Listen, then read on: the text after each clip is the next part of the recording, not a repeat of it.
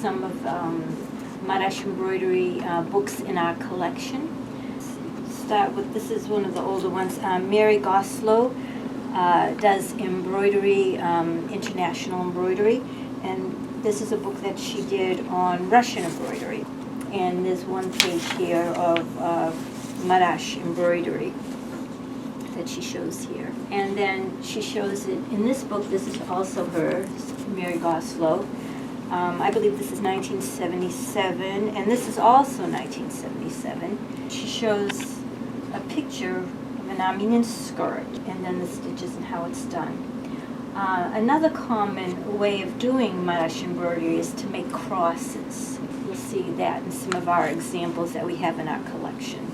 And then this book here, one of my favorites, and this is all about Marash embroidery, and it's in Armenian.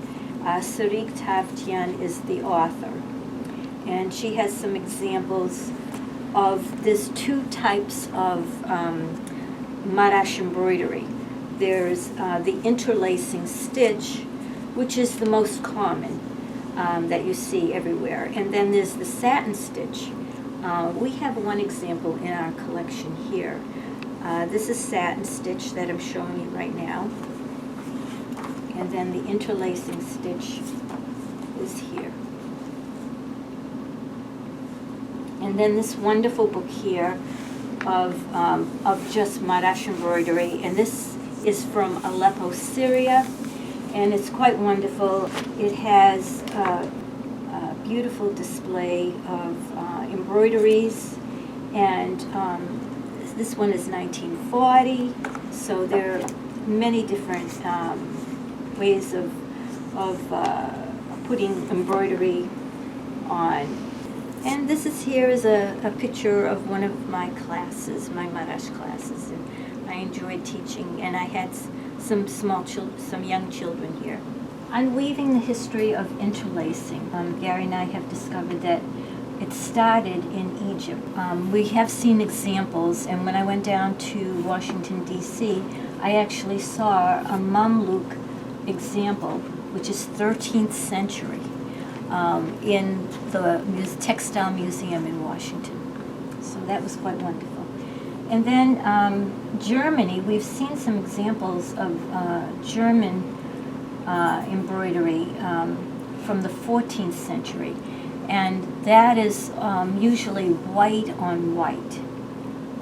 You don't see much written about it, but there are some texts on that. And then Cilicia is where Marash is, which is number 3 here, is down near the Syrian border. Okay, and that's where the Armenians from this region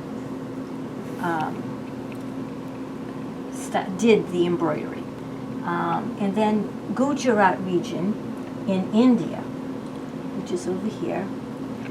And the Gujarat Armenians, and this is northwest India. And Armenians traveled to Gujarat region, and then Indians themselves did this type of embroidery, and these are the only 2 places that we find this interlacing stitch now, in this Indian region and in Armenia.